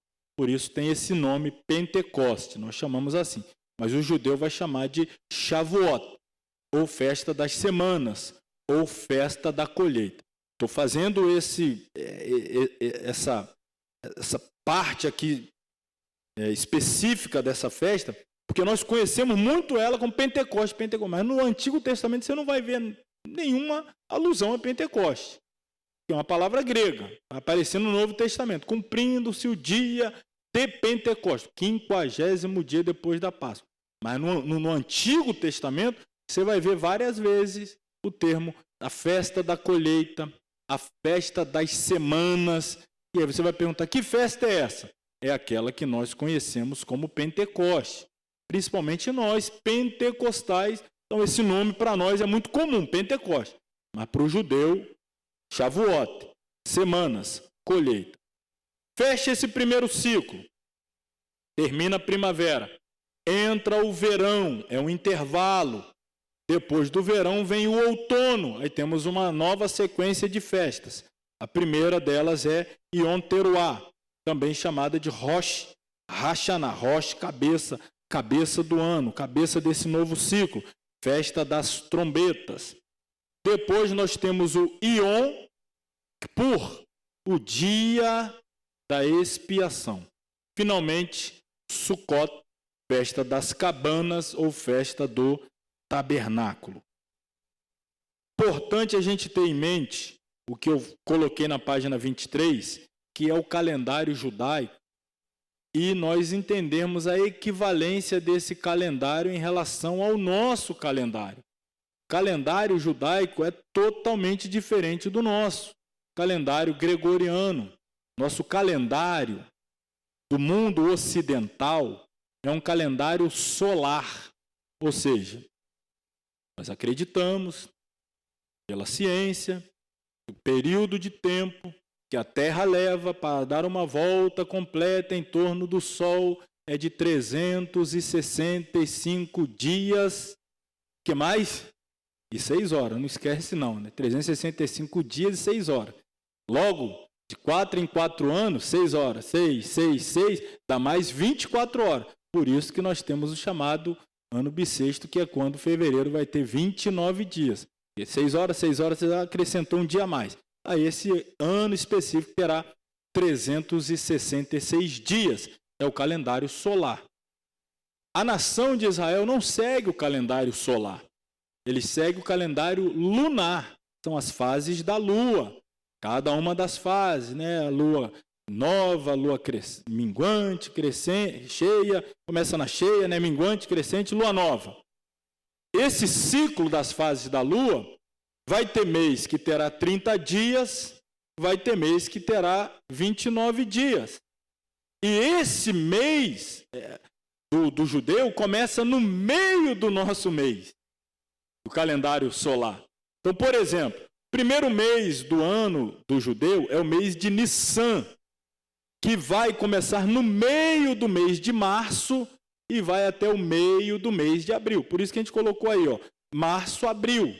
Vai começar no meio de março e vai até o meio de abril. O segundo mês deles é o mês de Liar. São 29 dias. Vai, portanto, do meio de abril até o meio do mês de maio. Depois eles têm o mês de Sivan, 30 dias, maio, junho. Tamuz é o quarto mês, né? 29 dias, junho, julho. O mês Ave, quinto mês, 30 dias, julho, agosto. Elul é o sexto mês, 29 dias, pegando, portanto, agosto, setembro. Tisrei, sétimo mês, 30 dias, setembro, outubro. Reshvan, oitavo mês, 29 dias, tem mês que tem 30, está entre outubro e novembro. Kislev é o nono mês, também varia entre 30 e 29 dias, correspondente nosso, novembro e dezembro. Tevet é o décimo mês, 29 dias, está entre dezembro e janeiro. Shevat é o 11º mês, 30 dias, correspondente nosso entre janeiro e fevereiro. Adar é o 12º mês, 29 a 30 dias, está entre fevereiro e março. E aí, de repente, aparece aí o tal de Adar 2. Por que esse Adar 2? Irmãos, acabei de dizer, nosso ano, nosso calendário, ele é o solar, 365 dias e a cada 4 anos, 366. No calendário judaico, 30 dias, 29, 30, 29. O nosso, irmãos, a gente costuma dizer que o mês tem 30 dias, né? Não sei se você já parou para pensar, mas o ano tem 12 meses. Desses 12 meses, só 4 tem 30 dias, tá? E é o de abril, junho, setembro e novembro. Só esses 4 tem 30 dias. O fevereiro tem 28, e a cada 4 anos tem 29. Os outros 7 meses têm 31 dias. Na verdade, a regra é 31, que é mais. 4 vezes tem 30, 7 vezes tem 31, e uma vez, que é o fevereiro, tem 28, ou a cada 4 anos, 29. Resumindo, 365 dias. O calendário judaico, nesse negócio de 29, 30, 29, 30, ele encerra com 354 dias. 10 a menos que o nosso. Naturalmente, a cada 3 anos, portanto, eles terão o quê? 30 dias a menos que nós. De maneira que a cada 3 anos, o ano dele tem 13 meses. É onde entra o Adar 2. É o 13º mês, que vai aparecer a cada ciclo de 3 anos, para poder fechar junto com o nosso aí e bater aí essa quantidade. Aí começa de novo, mais um ciclo com 12 meses, e vai chegar o quarto, vai ter 13, para ficar sempre aqui alinhado. Por que eu estou trazendo essa informação? A Páscoa, que começa, o mês deles, é a primeira festa, é a Páscoa, começa a contagem do mês deles, para nós vai cair ali sempre entre março e abril. Você percebe que aqui no Brasil, no mundo ocidental, quando é que é a Páscoa? Você sabe quando é a Páscoa? Sempre varia, né? Um ano para o outro. A gente depende do calendário judaico. A gente depende do calendário deles para determinar a Páscoa. E vai pelo calendário deles. Aí a gente determina a Páscoa. Vai ter ano que cai em março, finalzinho de março. A maioria dos anos cai em abril, mas está sempre variando. E automaticamente, aqui só mais cultura nossa aqui, ocidental, tal do carnaval. Depende da Páscoa, porque o carnaval vem lá, tal da quaresma, onde o pessoal festeja a carne para depois se preparar para a Páscoa e tal. Então, sempre vai depender da Páscoa para determinar a data do carnaval dentro do nosso calendário aqui. Então, olha a nossa vinculação com o calendário judaico. Dependemos do calendário deles para determinar aqui o dia da nossa Páscoa. Dito isso, dá uma olhada nesses slides aqui, para a gente fechar a aula. Ó, começa assim, ó. Primeiro mês são esses aqui, ó. É o mês, olha aí no seu material, mês de Nissan. Está entre março e abril. O calendário judaico, o ano judaico, Primeiro dia do ano é a Páscoa, só que é o primeiro dia do ano religioso. Primeiro dia do ano civil é essa festa aqui, a das trombetas. Então, o ano religioso começa aqui, o ano civil começa aqui. Eles têm dois calendários, um calendário para marcar o ano religioso e um calendário para marcar o ano civil. Mas começa aqui, religioso. Primeiro dia, primeira festa é a Páscoa. Está aqui, eu vou mostrar os dias depois. Depois temos pães asmos, depois temos primícia. No meio temos Pentecostes. Não sei se você consegue ver aí, né? Aqui eu botei meio laranja, aqui está meio verde, consegue ver aí? Aí depois nós temos essas três festas no 7º mês, que é trombetas, expiação e tabernáculo. Olha aqui um candelabro, né? Eu coloquei aqui um candelabro, temos essas três hastes, temos a central, que é o divisor d'águas, é o Pentecostes, e depois temos essas últimas três hastes, trombeta, expiação, tabernáculo. Próximo slide. Levítico 23 vai marcar o calendário festivo. O Senhor estabeleceu 7 festas. 3 delas realizadas no primeiro mês, Nissan. Todas essas 3 acontecem aqui, Nissan. Outras 3 no 7º mês. Pode olhar no calendário aí, que é o mês de Tisrei, ou Tisri. Outras 3. No meio, entre uma e outra sequência, vem a festa do Pentecoste, Shavuot, colheita, né? Semanas não, colheita, festa da colheita. Semanas também é chamada. Está aqui no meio, no mês de Sivan. Vou te mostrar aqui agora nesse calendário, não sei se vão conseguir ver bem aí. Olha, vou passar aqui. Pois bem, a Páscoa, primeiro mês, 14º dia do mês, a Páscoa. Por isso que para nós sempre vai depender. Começou lá para eles entre março e abril, e começar lá para eles o ano novo dele, lá no março, né? No meio do nosso mês de março. Então a Páscoa, 14º mês, vai cair ali no finalzinho de março. Lá pelo dia 20, 20 e pouco, vai sempre depender. Se o ano deles começar mais para o fim de março, a nossa Páscoa vai cair em abril. Mas enfim, 14º dia. Aí depois vem os pães asmos, um dia depois. Uma semana em que a nação deve estar isenta de comer pão com fermento. Depois da Páscoa, vem o pães asmo, purificação, santificação, pão sem fermento. Aí depois nós temos a festa aqui do sábado. No primeiro dia após o sábado, nós temos então primícias, que é o primeiro sábado após os asmos, primícias. 50 dias após a Páscoa, começou aqui a Páscoa, 14º dia, primeiro mês deles, então nós chegamos à festa de Pentecostes, a grande festa da colheita, a grande festa das semanas, né? A grande colheita. Vira para o 7º mês, primeiro dia do mês, é o início do ano civil, trombetas. As trombetas são tocadas, começa o ano novo civil.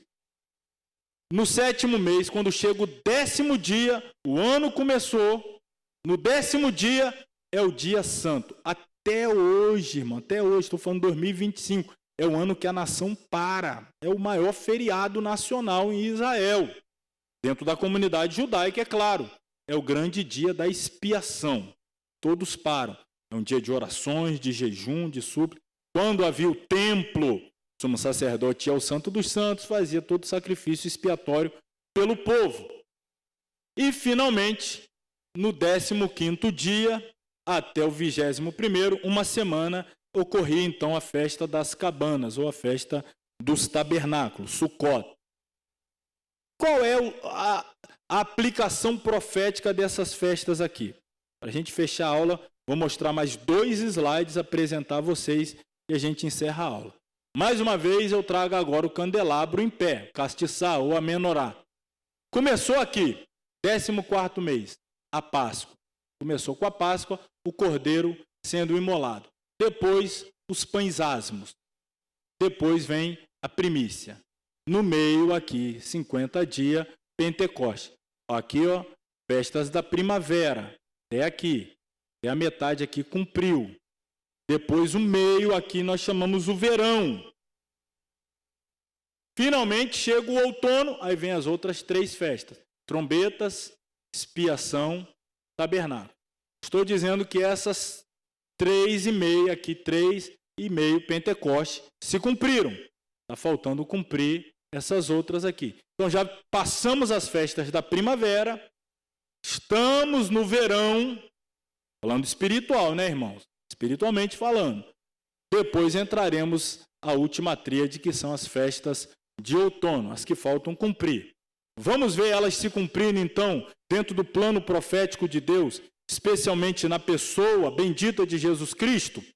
Deus estabeleceu exatamente 7 festas para serem comemoradas anualmente pela nação de Israel. 3 no primeiro mês, são elas Páscoa, Pães Asmos e Primícias. Depois, nós temos no meio a Pentecoste e temos 3 no 7º mês, que são trombetas, Dia da Expiação e Tabernáculo. No meio, lembrando aqui, Shavuot, semanas, Pentecoste. Páscoa, simboliza o quê? Consegue ler aí? Páscoa, cumpriu ou não cumpriu? Cumpriu. Depois vem Pães Asmos, a pureza. O corpo dele foi vistoriado como cordeiro. E aí ele entrou no túmulo e a morte não pôde retê-lo, porque o aguilhão da morte é o pecado. Mas quando Jesus entrou lá, ele entrou sem pecado. A morte vistoriou. Não tem como eu retê-lo aqui, não tem pecado. Pães Asmo, purificação, já que a morte não pôde detê-lo, o que aconteceu no 3º dia? Jesus o quê? Ressuscitou. O que Paulo diz? Ele é as primícias dos ressurretos. Ele é o primeiro. Estou falando de ressurreição para não morrer mais. Jesus o primeiro. Ok, se cumpriu. Aí depois entra em cena Pentecoste. O que é a festa de Pentecoste? Olha aí no seu material. É a festa da colheita. Desde Pentecoste, o que tem acontecido? A colheita das almas. Jesus mandou a sua igreja. Vai por todo mundo, prega o evangelho a toda criatura. Quem crê for batizado será salvo. Quem não crê será condenado. Mas não saiam de Jerusalém até... O sinal vai ser Pentecoste, a descida do Espírito Santo. Quando ele descer, pode começar a grande colheita. O que aconteceu no dia de Pentecoste? Pedro pregou e 6 pessoas se converteram, né? Quantas? Quase 3.000 no segundo sermão. 5, começou a colheita. E desde então não parou mais, a colheita continua. Nós estamos aqui, nesse período. Mas vai chegar o dia que a trombeta vai tocar. Quem está aguardando esse dia aí, dá um amém. O que a trombeta significa? O arrebatamento. Vai começar para a igreja um ano novo. Falando agora de um novo tempo espiritual. A igreja vai embora. Quando a igreja subir, e ela vai passar para o tribunal de Cristo, boda do Cordeiro, aí é o casamento judaico que a gente viu. É aqui. E na terra? O que acontece na terra? Grande tribulação. Grande tribulação é o dia da expiação para os judeus, da purificação deles. É o momento em que Deus vai tratar com eles. É claro, vão ficar na grande tribulação outras nações, mas especialmente eu vou sugerir quem não recorda dos nossos estudos de escatologia, eu sugiro que vá lá no canal do YouTube. Eu vou até colocar no final do vídeo aqui, quem não estiver na live, mas assistindo o vídeo, no final do vídeo eu já vou colocar, eu sempre coloco ali um vídeo sugerido, eu vou colocar como sugestão o vídeo das 70 semanas de Daniel, e já fica a sugestão para quem está aqui assistindo a aula, né, presencialmente, assistir as 70 semanas de Daniel, pois lá eu vou explicar exatamente a razão dessa 70ª semana, a última semana, que é a grande tribulação, que é o período de purificação dos judeus, para dar início o que na terra depois? O milênio. Os tabernáculos, as cabanas, as habitações na terra. É quando a igreja volta com Jesus para habitar aqui pelo período de 1000 anos. É o milênio. Então, esses 3 já se cumpriram. Estamos vivendo esse período, mas logo, logo a trombeta toca e começa essa próxima fase. Jesus falou. Para a gente olhar para a figueira, olhar para Jerusalém, o verão. É o que nós estamos olhando. A figueira, o verão. Mas vai terminar esse período. E aí vai começar as festas de outono, com o arrebatamento, expiação e tabernáculos. Logo, semana que vem, então, nós vamos falar sobre Páscoa, pães asmos, primícias e Pentecoste. E aí, na outra semana, dia 27, que será a última, falaremos de trombetas, expiação, tabernáculo, e assim cumpriremos mais este material. Espero todos aqui, não vou dar spoiler, não tem muita coisa aqui, muito mesmo. Mas semana que vem a gente já entra aqui, fechar a festa da liberdade, da libertação. Cordeiro derramando o seu sangue para nos libertar da escravidão do Egito. Vamos começar a nossa trajetória aqui. Espero contar com todos os irmãos e todos que nos acompanham, não perder também a próxima aula, em nome de Jesus. Vamos ficar de pé para orar? Mais uma vez a minha gratidão a todos e não deixe de assistir a aula das 70 semanas de Daniel. Assistindo o vídeo, é a aula que eu estou colocando aqui do lado, é só clicar e já entrar direto, 70 semanas de Daniel, em nome de Jesus. Querido Deus e Pai, graças te damos essa noite, pelo privilégio de mais uma vez ter chegado à tua casa em segurança e aqui ter podido aprender um pouco mais da tua palavra. A nossa oração é que nos leve de volta aos nossos lares, também em paz, em segurança, guardado e protegido pelas tuas potentes mãos. Dê-nos uma continuidade de semana, também debaixo da tua bênção, ó Deus, nós rogamos em nome de Jesus. Amém. Estenda as suas mãos, que o grande amor de Deus, o nosso Pai, a graça do nosso Senhor e Salvador Jesus Cristo, a comunhão e a consolação do Espírito Santo seja com todos que amam e aguardam a breve volta de Jesus, e todos digam amém. Deus abençoe a todos, vão em paz, até a próxima quarta, permitindo-nos o Senhor.